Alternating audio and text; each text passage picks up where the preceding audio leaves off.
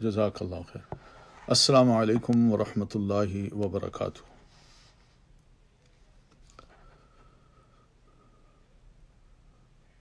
الحمد للہ رب العالمین والصلاة والسلام علی رسولہ محمد وعلی آلہ واصحابہ اجمعین، اما بعد۔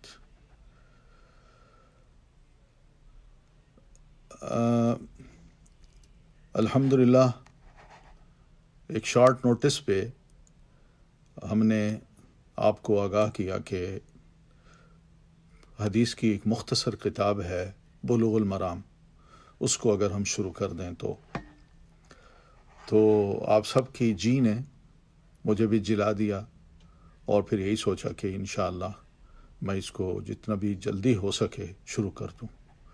تو آج کی پھر ڈیٹ فکس کی اور ٹائم بھی فکس کیا، تو الحمدللہ بسم اللہ کر رہے ہیں، اور بعد میں جس بھائی کو یا بہن کو آپ اطلاع دے سکتے ہوں کہ اس طرح یہ ڈیلی کلاس ہوگی، تو کتاب کھول لیں اور اس کے بعد انشاءاللہ ہم اس کو پڑھا کریں گے، اور 1 گھنٹے میں اپنی کلاس کو ختم بھی کر دیں گے، کیونکہ عشاء کی نماز بھی آپ سب نے پڑھنا ہوگی۔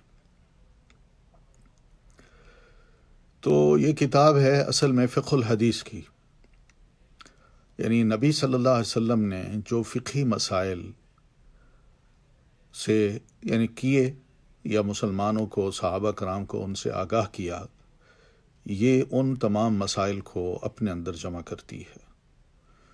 کتاب ہے مختصر سی، جو ابتدائی اسٹوڈنٹ ہوتے ہیں حدیث کے، ان کے لیے یہ سجیسٹ کی جاتی ہے کہ وہ اگر حدیث کی بڑی کتابیں پڑھنا چاہتے ہیں تو پہلے کم از کم یہ کتاب پڑھ لیں، کیونکہ اس کتاب کا فائدہ یہ ہے کہ اس نے جہاں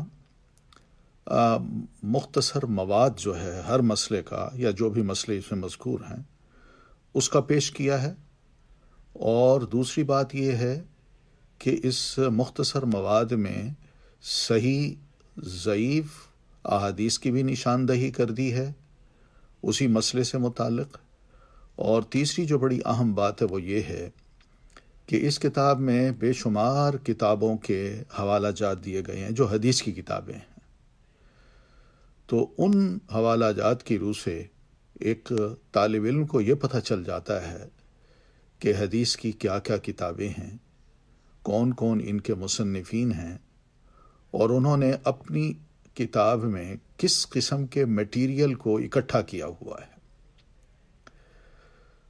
چوتھی بات یہ پتہ چلتی ہے کہ ضروری نہیں ہے کہ صرف ایک کتاب میں صحیح حدیثیں جمع ہوں، بلکہ کسی اور کتاب میں بھی ایک صحیح سند کے ساتھ اور صحیح متن کے ساتھ وہ مواد ہمیں مل سکتا ہے، اگر بڑی اہم کتابوں میں وہ مواد نہیں ملتا تو یہ فائدے ہیں اس کتاب کو پڑھنے کے۔ اس کتاب کے جو مصنف ہیں بہت ہی معروف شخصیت ہیں، ان کا نام احمد تھا، ان کے والد محترم علی کے نام سے معروف تھے۔ اللہ تعالیٰ نے علی کو بیٹا دیا، اور اللہ نے جو ہی باپ بنایا تو ان کے دل میں ایک بہت بڑی تڑپ تھی کہ میں اپنے اس بیٹے کو عالم بنانا چاہتا ہوں، اور وقت کا ایک بہت بڑا امام بنانا چاہتا ہوں۔ تو انہوں نے یہ نہیں سوچا کہ میرا بیٹا کھائے گا کہاں سے، پیے گا کہاں سے، بلکہ ان کی زبردست خواہش یہی تھی کہ اللہ، میں چاہتا ہوں کہ میرا بچہ ایک بہت بڑا عالم بنے۔ اور اس کا ذکر انہوں نے بعض اپنے تاجر دوستوں سے بھی کیا،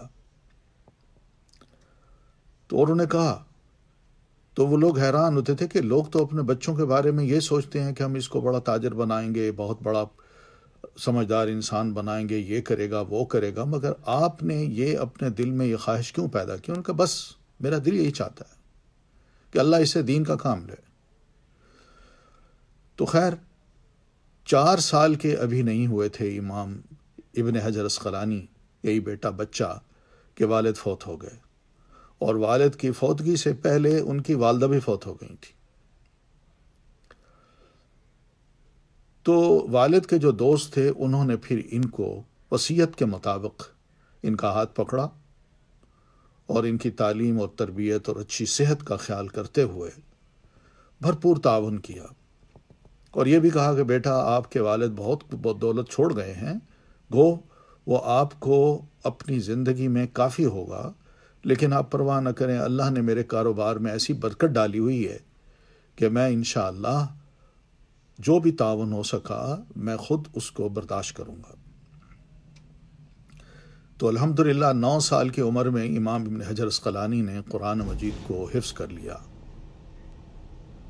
12 سال کی عمر تھی، انہی بزرگوں کے ساتھ اپنے جو سرپرست تھے ان کے ساتھ یہ مکہ گئے حج کرنے۔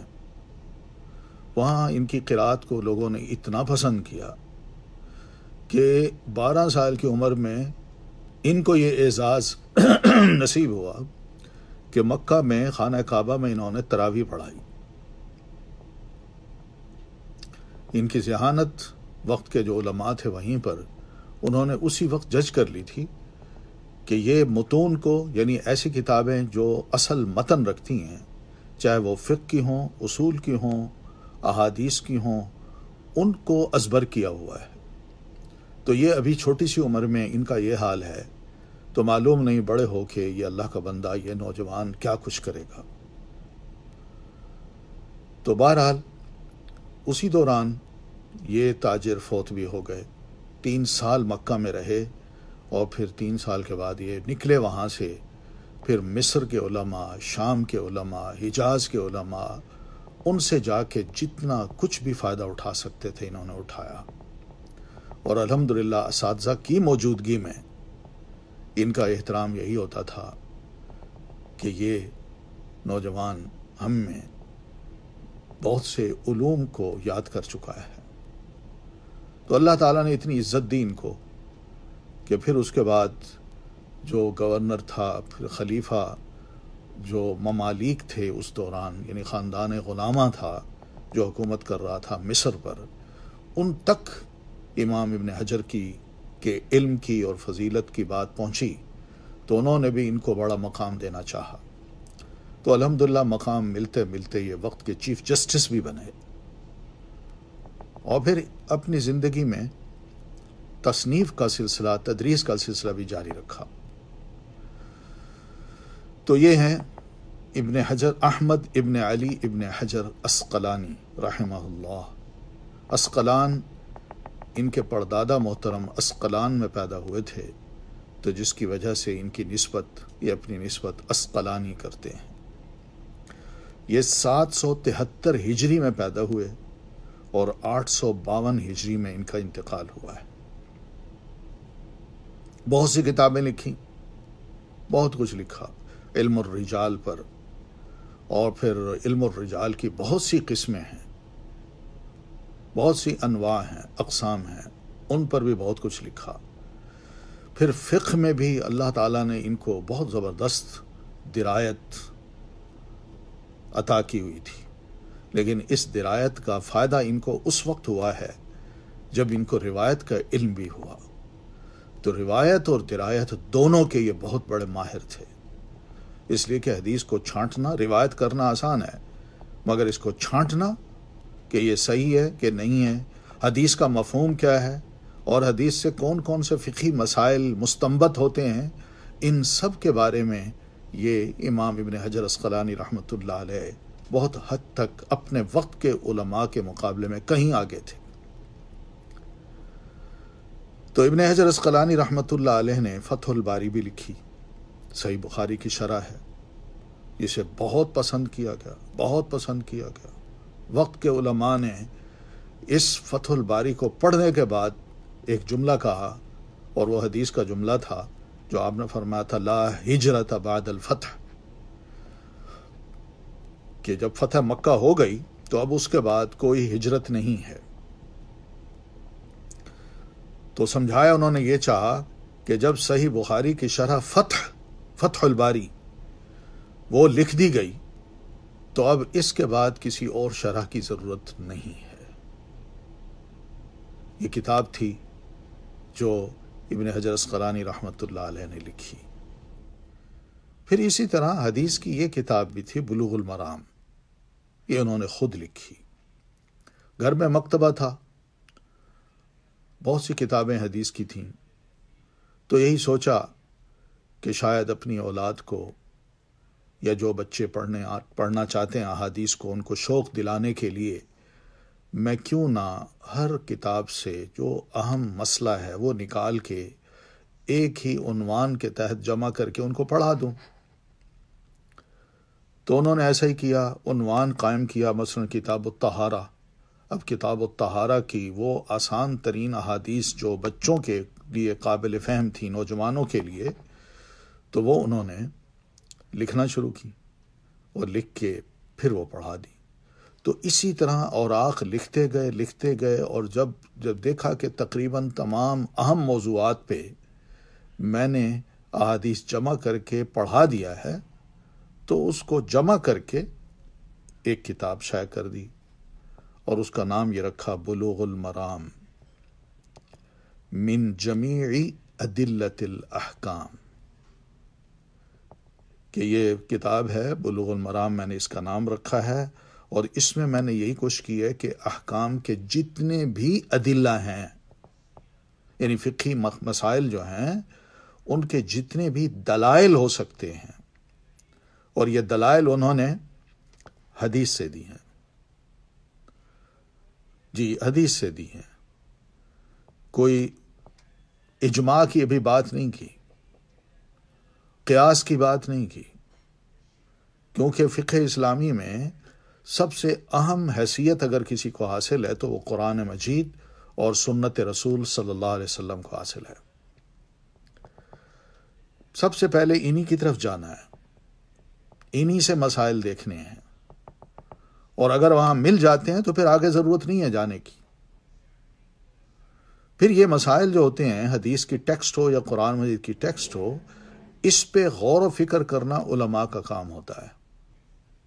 تو علماء جو ہیں وہ خود پھر غور و فکر کر کے اپنے وقت کے جو مسائل ہیں، جو ایشوز ہوتے ہیں، کوئی نیا سوال آتا ہے، وہ اس سوال کا جواب پھر انہی ٹیکسٹ سے، حدیث کی یا قرآن مجید کی ٹیکسٹ سے نکال کے دے دیتے ہیں۔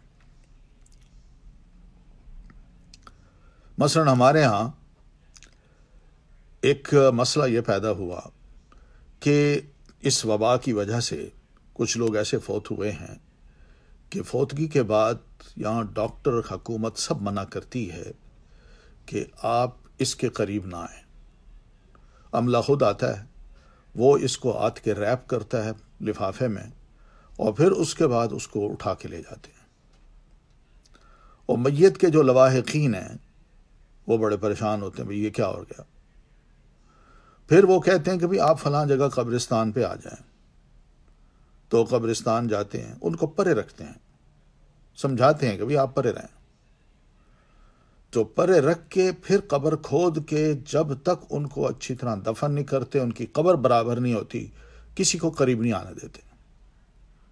پھر جب قریب آتے ہیں تو اب سوال یہ کھڑا ہوا کہ ان کا نماز جنازہ، بغیر جنازے کے ہم نے ان کو دفن کروا دیا، اس کا کیا ہوگا؟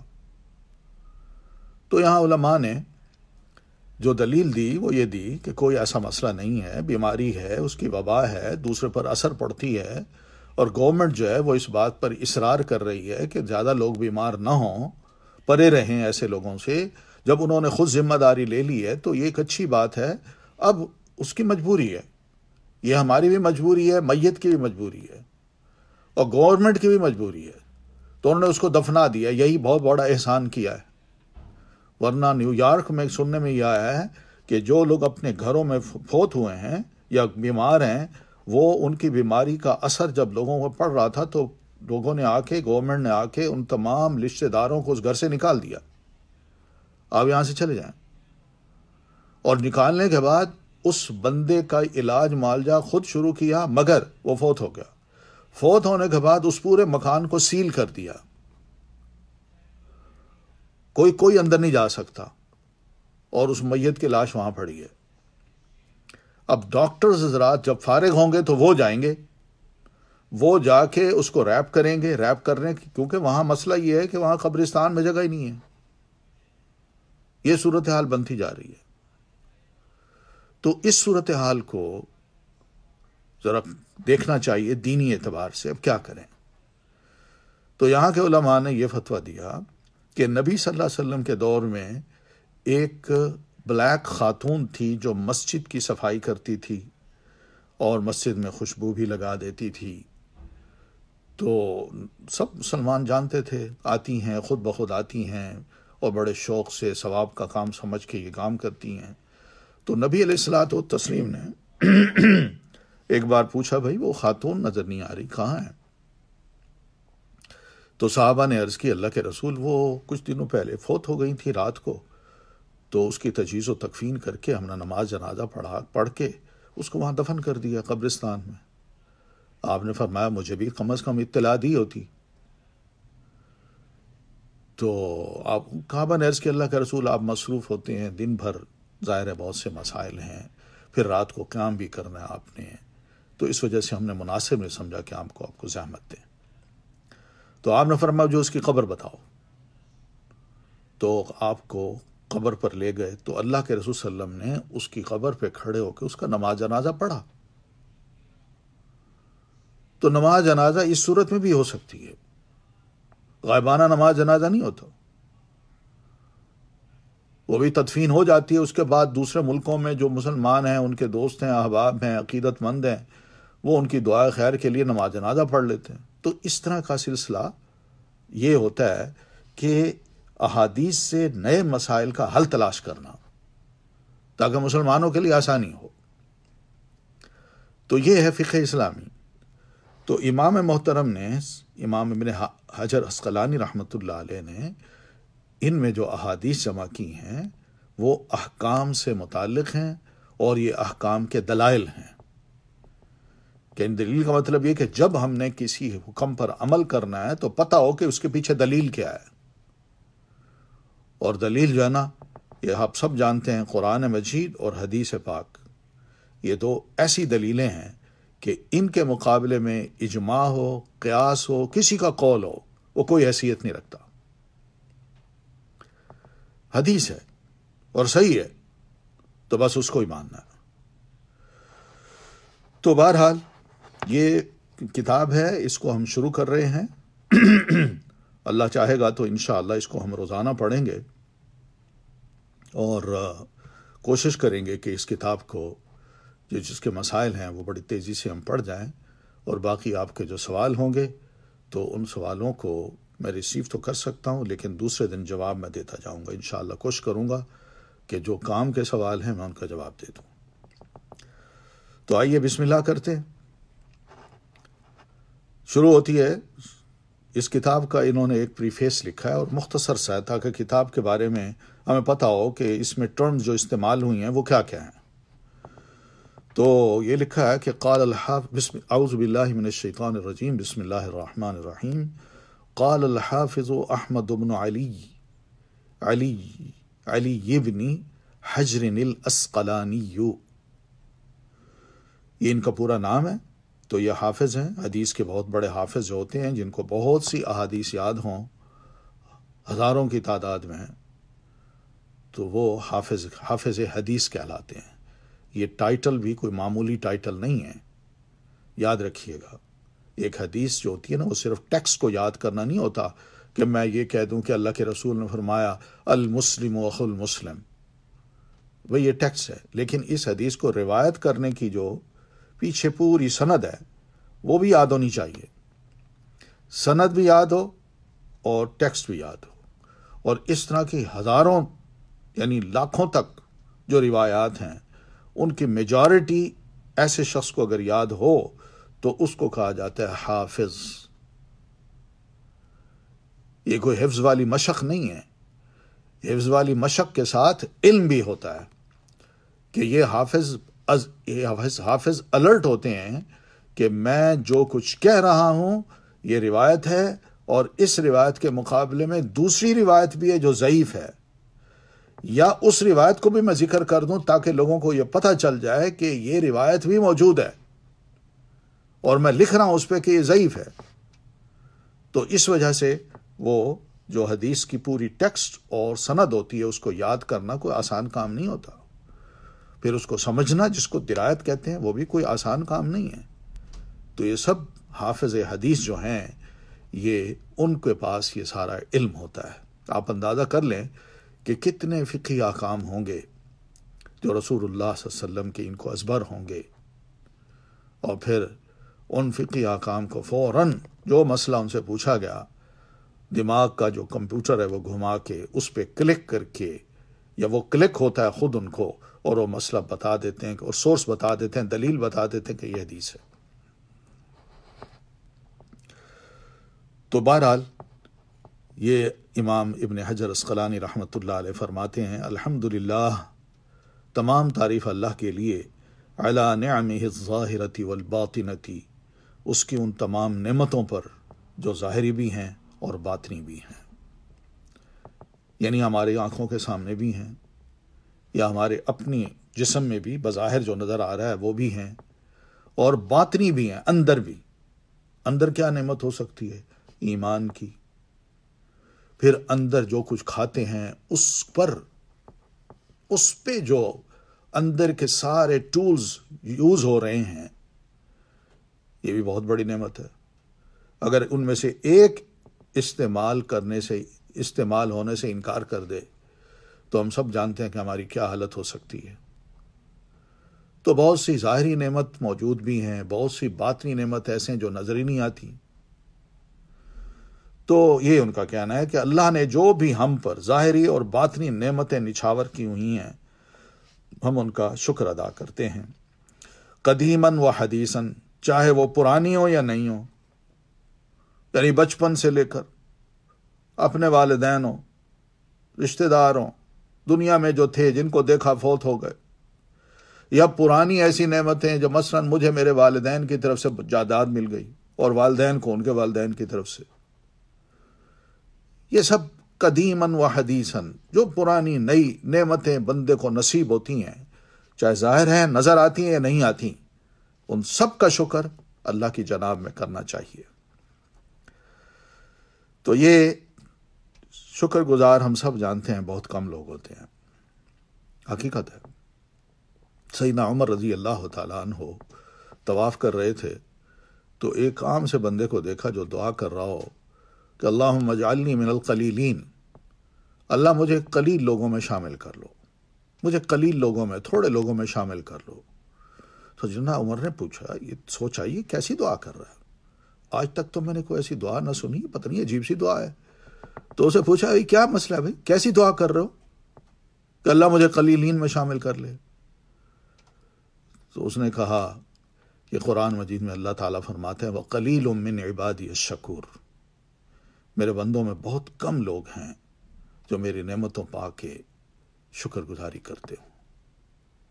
سیدنا عمر نے سنا تو ٹھٹک کے رہ گئے، کہنے لگے عمر، تم سے زیادہ جاننے والے بھی لوگ ہیں جو اللہ کے کلام کو سمجھتے ہیں۔ پھر الحمد کے بعد کہتے ہیں والصلاۃ والسلام علی نبیہ، اور صلاۃ و سلام ہو اللہ کے اس نبی پر، ورسولہ، اور اس کے رسول پر، محمد جن کا نام محمد ہے، وآلہ، اور آپ کی آل پر۔ آل سے مراد نبی علیہ السلام کے قریشی خاندان کے وہ لوگ جو مسلمان ہوئے ہیں، وہ آل ہیں۔ آپ کے کچھ چچا مسلمان ہوئے، کچھ نہیں ہوئے، جو نہیں ہوئے وہ آل میں شامل نہیں ہیں۔ بس یہ یاد رکھیے گا، جو آپ کے قریبی رشتہ دار، چاہے چچا ہوں، چچا کے بیٹے ہوں، پھوپھیاں ہوں، پھوپھیوں کی اولاد ہو، ان میں جو مسلمان ہوئے ہیں وہ آل میں شامل ہیں۔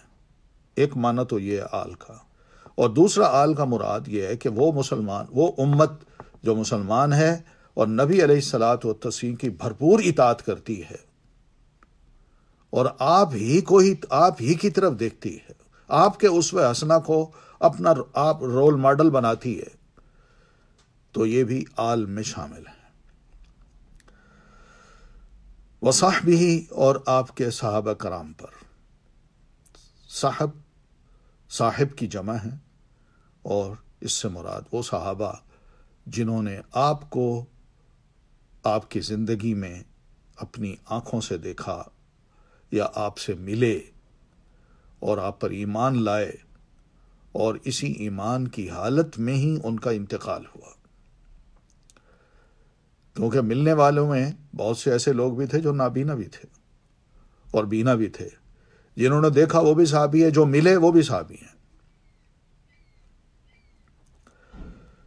الذین ساروا، یہ وہ صحابہ ہیں جو چلے ہیں، فی نصرت دینہ، آپ صلی اللہ علیہ وسلم کے دین کی نصرت میں، یعنی دین کی جتنی بھی مدد ہو سکتی ہے، جو آپ دین لائے جس کو دین اسلام کہتے ہیں. یاد رکھیے کہ صحابہ صرف دین اسلام کی خاطر ہی نبی علیہ السلام پر ایمان لائے اور دین کا انہوں نے ساتھ دیا ہے. وہ جیسے نا کونوا انصار اللہ، کہ مومنو اللہ کے انصار بن جاؤ. کما قال عیسی ابن مریم للحواریین من انصاری اللہ. تو یہ وہ چیز ہے کہ دین کی نصرت کے لیے ہم نے آگے بڑھنا ہے. یہ بڑی اہم بات اس لیے بھی ہے کہ کیا خیال میں یہ نہ آئے کہ نبی علیہ الصلاۃ والتسلیم پر ایمان لائے ہیں تو اللہ کے رسول جب تک زندہ ہیں ہم دین کی نصرت کریں گے، اور جب آپ فوت ہو جائیں گے تو دین کی نصرت نہیں کریں گے. نہیں، دین کی کرنی ہے نصرت. شخصیات انسان آتے ہیں، اپنا وقت گزارتے ہیں، چلے جاتے ہیں. اس طرح نبی بھی آتے ہیں، رسول بھی آتے ہیں، اپنا وقت گزار کے چلے جاتے ہیں، مگر ان کا میسج باقی رہتا ہے جب تک کہ دوسرا رسول نہیں آتا یا دوسرا نبی نہیں آتا. اور جب آخری رسول آتا ہے تو سب کے میسج ختم، اور اس کا میسج فار ایور، یعنی ہمیشہ کے لیے، قیامت تک کے لیے اب وہ دین بن جاتا ہے. اور سیرن حسیسن، یعنی ایسی وہ چال چلے دین کی نصرت کے لیے، حسیسن جو بہت تیز تھی. تیز سے مراد یہ نہیں کہ ان میں جلدی تھی، بلکہ تیز سے مراد دین کو اپنانے میں انہوں نے دیر نہیں کی، دین پر عمل کرنے میں دیر نہیں کی، دین کا پیغام پہنچانے میں دیر نہیں کی، دین کی خاطر جان کو لٹانے، مال کو خرچ کرنے میں دیر نہیں کی. یہ ہے ان کا تیزی سے چلنا. ورنہ ویسے آدمی اچھا بھلا ہو، تیزی سے چل رہا ہو تو بڑا عجیب سا لگتا ہے، بھئی اس کو کیا ہو گیا. آپ صلی اللہ علیہ وسلم ایسے نہیں تھے، آپ کی چال بھی بڑی درمیانی ہوتی تھی. وعلی اتباعہم، اور ان کے اتباع پر، یعنی صحابہ کرام کے جو فالورز ہیں، بعد میں جو تابعین جن کو کہتے ہیں یا تبع تابعین کہتے ہیں، ان کے اتباع پر بھی کیا ہو؟ اللہ کی رحمت خاص نازل ہو. الذین ورثوا علمہم، یہ وہ اتباع ہیں جو اللہ کے رسول اور صحابہ کرام کے علم کے وارث بنے. یہ ہے اسلاف کا علم. نبی علیہ السلام اور صحابہ کرام کا جو علم ہے اس کا وارث بننا، یہ ہے اسلاف کا علم. والعلماء ورثۃ الانبیاء، اور جو علماء ہیں وہ انبیاء کرام کے وارث ہوتے ہیں. یعنی انبیاء کرام جب سب کچھ چھوڑ جاتے ہیں تو صرف ان کی وراثت وہ چلتی ہے جو ان کے علم کی ہوتی ہے. باقی جو چھوڑتے ہیں نا، وہ انبیاء کرام کی اولاد کا حصہ نہیں ہوتا، وہ بیت المال میں جمع ہوتا ہے.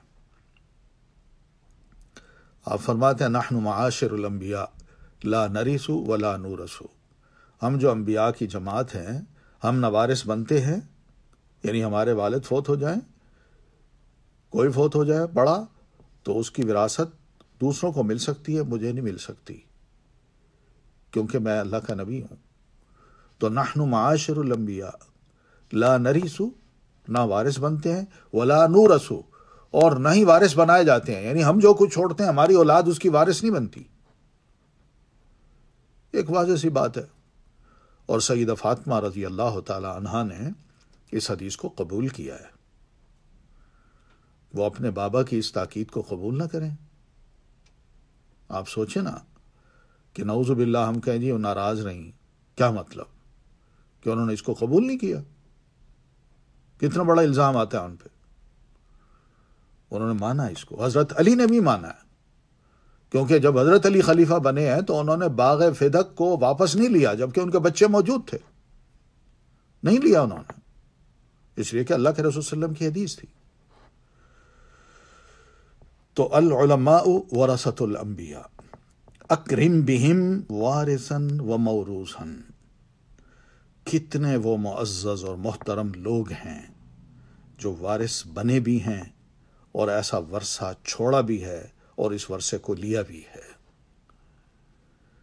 اللہ کے ہاں ان کا بڑا مقام اور مرتبہ ہے۔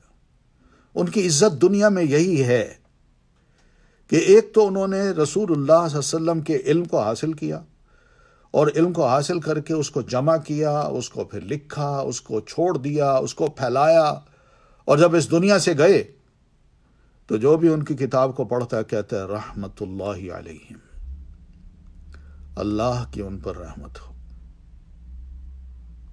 یہ کم عزت ہے؟ بہت بڑی عزت ہے۔ تو یہ ہے وارث بننا اور وارث بنانا، یا جو بھی وارث بنا ہے، ان سب کو اللہ نے بڑی معزز مقام دے رکھا ہے، عزت دے رکھی ہے۔ پھر فرماتے ہیں اما بعد، اب حمد و صلات کے بعد، فہذا مختصر، یہ ایک مختصر سی کتاب ہے، یشتمل، جو شامل ہے، علی اصول الادلتی، دلائل کے اصول پر، اور دلائل کے اصول پر کون سے دلائل؟ الحدیثیہ، جو حدیث کے ہیں، یعنی حدیث کے جو اصولی دلائل ہیں۔ اور حدیث کے دلائل بھی کون سے ہیں؟ للاحکامی، احکام کے لیے۔ ہمارے دین میں دو تین چیزیں بڑی اہم ہیں، عقائد ہیں، احکام ہیں، یا عقائد، عبادات اور معاملات۔ تو عقائد کے بھی احکام ہیں، معاملات کے بھی احکام ہیں، اور عبادات کے بھی احکام ہیں۔ یہ بہت بات کی ہے جب فقہ کو سیپریٹ کر دیا گیا، اور فقہ کا مطلب صرف یہی لے لیا گیا کہ یہ احکام پر مشتمل جو احادیث ہوتی ہیں ان کو، یا مسائل ہوتے ہیں ان کو فقہ کہہ دیتے ہیں، جبکہ ایسا مسئلہ نہیں ہے۔ قرآن مجید میں اللہ تعالیٰ فرماتے ہیں فلولا نفر من كل فرقة طائفة ليتفقهوا في الدین، کہ کیوں نہ مسلمانوں کا ایک چھوٹا سا گروہ یا ایک گروہ اس آبادی کا وہ نکلتا اور جا کے تفقہ فی الدین، یعنی دین میں مزید سمجھ و فہم حاصل کرتا۔ تو تفقہ فی الدین کی بات ہے، اور دین میں سب کچھ ہے، قرآن و سنت ہے، عقائد بھی ہیں، اور دین میں اور کیا کہیں، عبادات بھی ہیں، دین میں معاملات بھی ہیں، اخلاقیات بھی ہیں۔ ان سب کا علم ہونا یہ تفقہ فی الدین ہے۔ اگر اس کو ہم محدود کر دیں گے کہ صرف احکام کو نکال لیں تو اس کو فقہ کہیں، تو یہ بات کی ضرورت بنی ہے، ورنہ شروع میں مسلمان صحابہ نے یا تابعین نے ایسا کام نہیں کیا۔ پھر اس کے بعد یہ بھی ہوا ہے، المیہ یہ ہوا ہے کہ فقہی احکام کو جب الگ کیا گیا تو فقہی احکام کو الگ کرتے کرتے آہستہ آہستہ وہ چاروں پانچوں فقہا کی جو فقہی احکام تھے یا مسائل تھے وہ الگ الگ کر دیے گئے، اور جس کی وجہ سے یہ فقہی مذاہب پیدا ہو گئے، جس کو کہا جاتا ہے فقہ مذہب حنفی، مذہب شافعی، مذہب مالکی، مذہب حنبلی، اور مذہب جعفری، امامی، جو مرضی کہہ دیں۔ تو یہ سب پھر اپنی اپنی جو فہم تھا اس کے مطابق ہر عقیدت مند نے اس فہم کو الگ الگ کتابوں میں لکھنا شروع کیا، تو وہ اپنی فقہ بن گئی۔ مگر فقہ اسلامی صرف اس کو کہتے ہیں جس میں سب چیزیں آ جائیں، عقائد بھی آ جائیں، معاملات بھی آ جائیں، اور عبادات بھی آ جائیں۔ تو یہ تو فقہ اسلامی شروع میں یہی تھی، لیکن چونکہ ایک ریت چل پڑی ہے تو اس لیے پھر علماء کو، حافظ ابن حجر عسقلانی جیسے عالم کو، احکام کے لیے احادیث جمع کر کے لوگوں کو باور کرانا مقصود تھا کہ یہ بھی ایک دلائل ہیں، دلیل ہے، اس دلیل کی بنیاد پہ ہمیں آگے بعد مسائل بتانے چاہیے بس، اور مسائل اللہ کے رسول صلی اللہ علیہ وسلم کے حوالے سے بتانے چاہیے، یا صحابہ کرام کے اتفاقی عمل کے مطابق بتانے چاہیے۔ تو یہ وہ چیز تھی۔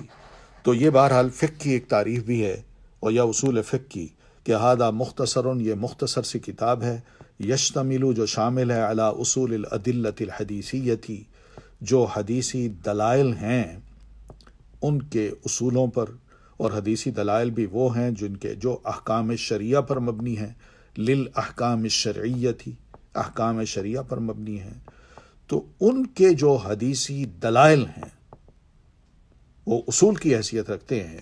تو یہ کتاب مختصر سی میں نے اس مقصد کے لیے لکھی ہے۔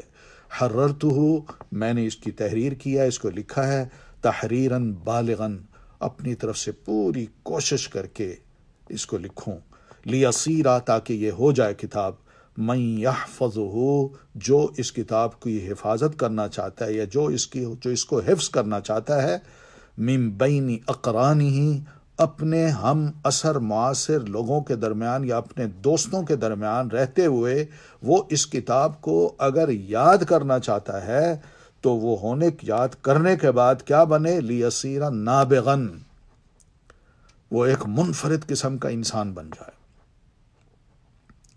واہ بھائی واہ، ہم سارے دوستوں میں یہ ایک خوش قسمت ہے جس نے اس کتاب کو یاد کیا ہوا، اس کو احادیث کا علم ہے، اس سے کوئی مسئلہ پوچھیں تو فوراً بتا دیتا ہے، حدیث کوٹ کر دیتا ہے۔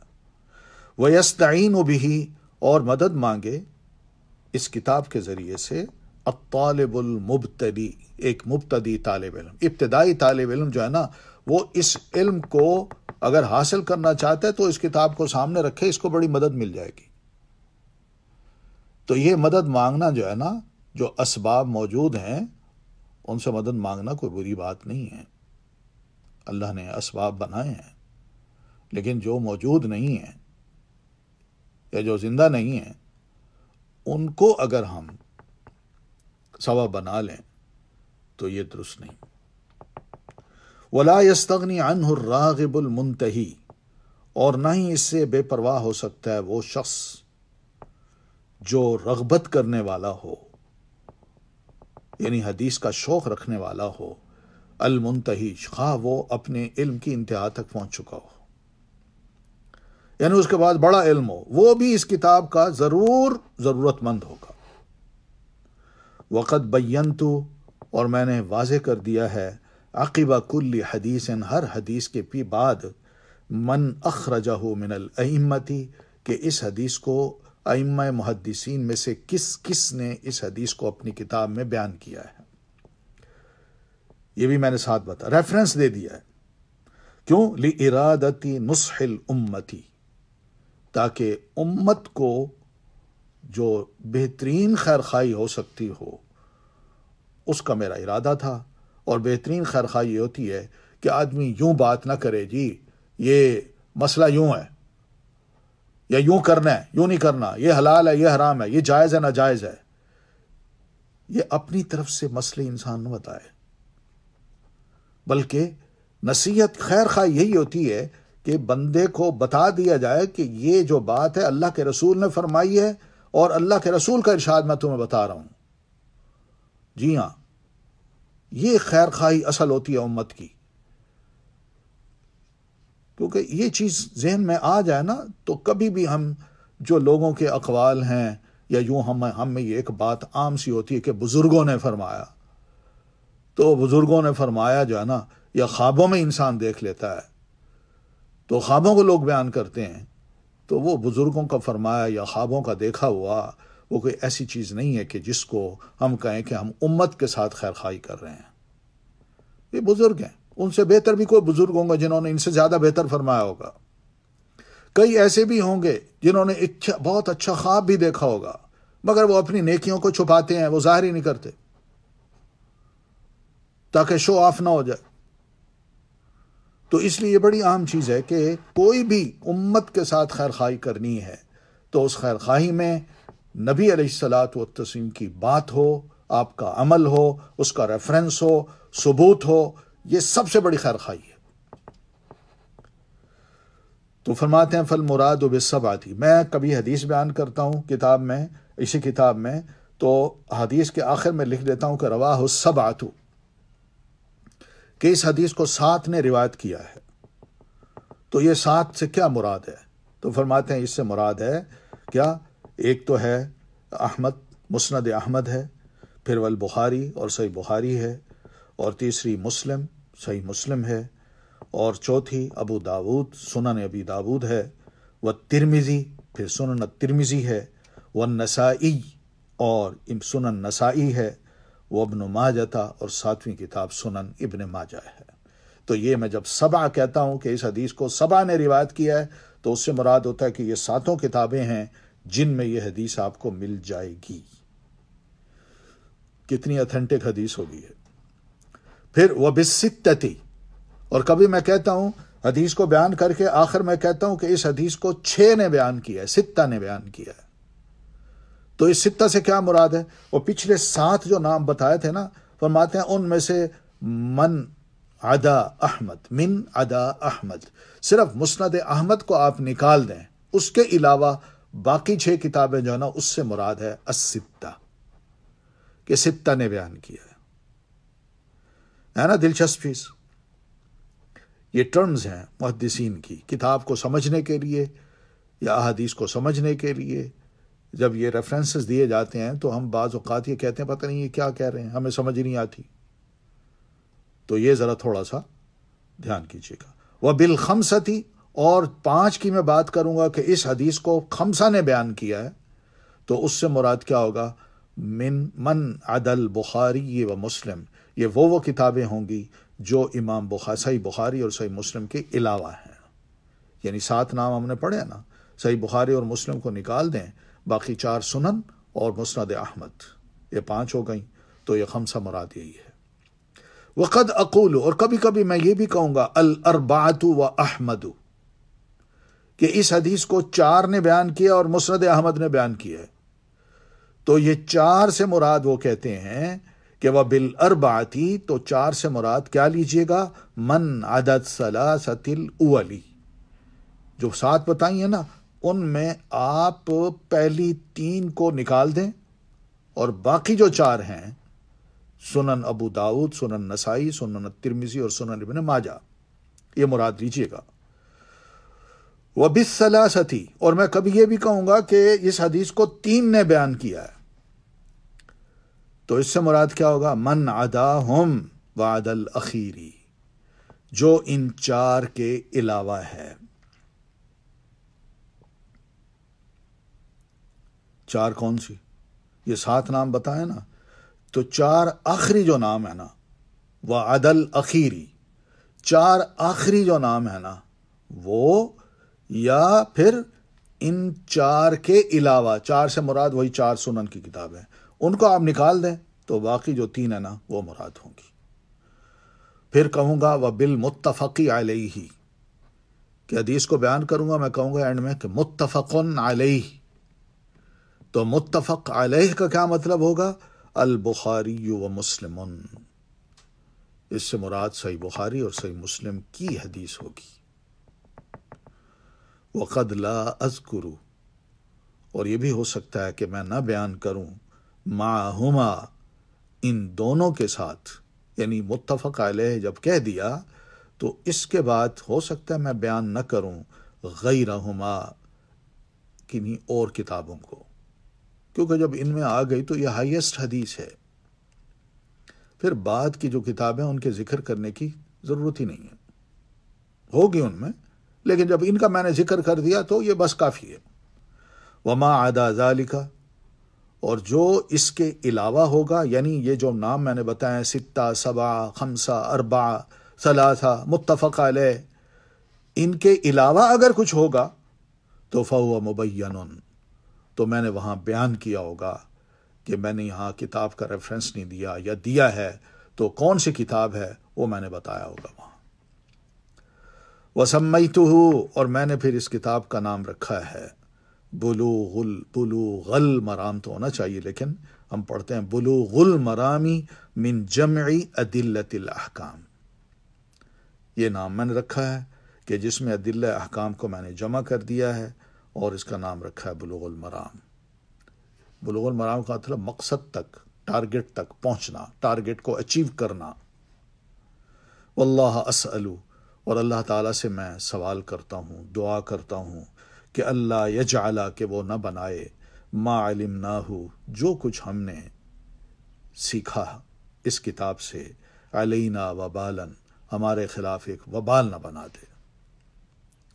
یعنی جو کتاب میں پڑھا، پڑھنے کے بعد ہونا تو یہ چاہیے کہ ہم اس کو مانیں بھی، سے اس پہ عمل بھی کریں، لیکن جب مانیں گے بھی نہیں یا عمل نہیں کریں گے تو یہ کتاب پھر ہمارے خلاف حجت بن جائے گی، ایک وبال بن جائے گی کہ علم تھا، عمل کیوں نہیں کیا، جانتے تھے، جانتے بوجھتے تم نے حدیث رسول کو کیوں چھوڑ دیا، تو یہ وبال بن جائے گا۔ جیسے حدیث میں آپ فرماتے ہیں نا، القرآن حجت لک او علیک، قرآن یا تو تمہارے لیے حجت ہے، جب تم عمل کرو گے تو یہ قرآن آ جائے گا، ہاں اس میں ہے، اس وجہ سے اس نے عمل کیا ہے، میں اس کے ساتھ کھڑا ہوں، او حجت علیک، یا پھر تمہارے خلاف یہ حجت بن جائے گا، تم مانتے تھے لیکن اس میں لکھا یہ تھا مگر تم چلے کسی اور راہ پہ، تو یہ قرآن تمہارے خلاف بھی حجت بن جائے گا۔ پھر وَأَن يَرْزُقَنَا، اور میں اللہ سے یہ دعا کرتا ہوں کہ وہ ہمیں رزق دے، العمل بما یرضیہ، اس عمل کی جو اس کو راضی کر دے، ایسا عمل کرنے کی توفیق عطا فرمائے کہ جب عمل کریں تو اللہ ہم سے راضی ہو جائے۔ سبحانہ و تعالی، اللہ سبحانہ و تعالی، سبحانہ کا مطلب آپ جانتے ہیں، سبحان ربی العظیم، پاک ہے میرا رب جو بڑی عظیم ذات ہے، تو سبحانہ کا مطلب ہر عیب سے، ہر نقص سے اللہ تعالیٰ کا پاک ہونا۔ جو بھی اس نے دین دیا ہے وہ دین پرفیکٹ ہے، اس کی تخلیق جو بھی ہے کائنات میں خود، آپ، ہر چیز وہ بھی پرفیکٹ ہے، اس میں کوئی عیب نہیں ہے، اس کی ذات بھی پرفیکٹ ہے، اس کو کسی کی ضرورت نہیں ہے، وہ اللہ الصمد ہے، اللہ احد ہے، لم یلد ولم یولد ہے، ولم یکن لہ کفوا احد ہے۔ اس میں عیب یہی ہوگا یا اس میں خامی یہی ہوگی کہ جب ہم یہ کہیں گے جی وہ تو کسی کا بیٹا ہے، وہ تو کسی کا باپ ہے، تو باپ ہونے کے لیے بندہ اولاد کا محتاج ہوتا ہے، تو گویا کہ اللہ تعالیٰ کو ہم نے محتاج کر دیا، کس کا؟ اولاد کا، تو یہ محتاجی کوئی خدائی تھوڑی ہے، تو خدائی نہیں ہے، تو اس کو نکالنا پڑتا ہے، ہمیں کہنا پڑتا ہے سبحان اللہ، اللہ ہر عیب سے پاک ہے۔ پھر وہ تعالی کا مطلب ہے جو بلند ہے، اللہ تعالی، یہ جب اللہ کا نام لیا کرے نا تو اللہ تعالیٰ کے یہ جو مختلف صفات ہیں ان میں سے کوئی نہ کوئی ذکر کر دیا، اللہ رؤوف الرحیم، اللہ غفور الرحیم، اللہ سبحانہ و تعالی، یہ فرماتے ہیں، یوں کہا، صرف یہ نہ کہا اللہ کہتے ہیں، تو وہ اس میں پھر اللہ کی جب صفات آ جاتی ہیں نا، بندے کو پتہ چلتا ہے کہ واقعی اللہ تعالیٰ کتنی زبردست صفات کا مالک ہے۔ تو تعالی کا مطلب ہے کہ سب سے بلند، اور جو بلند ہوتا ہے نا وہ اوپر ہوتا ہے، وہ نیچے نہیں ہوتا، ارد گرد نہیں ہوتا، ہر شے اس کے نیچے ہوتی ہے۔ وَلَهُ مَن فِي السَّمَاوَاتِ وَالْأَرْضِ أَأَمِنْتُم مَّن فِي السَّمَاءِ، کیا تم اس سے بے خوف ہو گئے ہو جو اوپر ہے؟